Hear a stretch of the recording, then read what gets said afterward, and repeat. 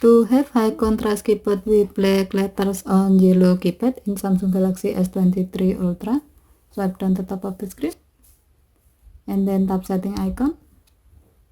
Scroll down the screen to find general management.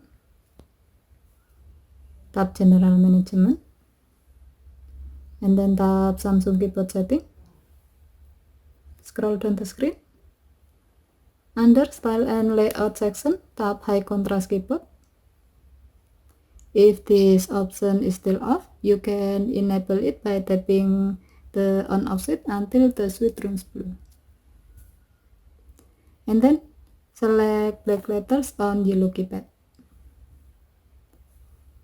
The keyboard is now using black letter and yellow keypad for visibility.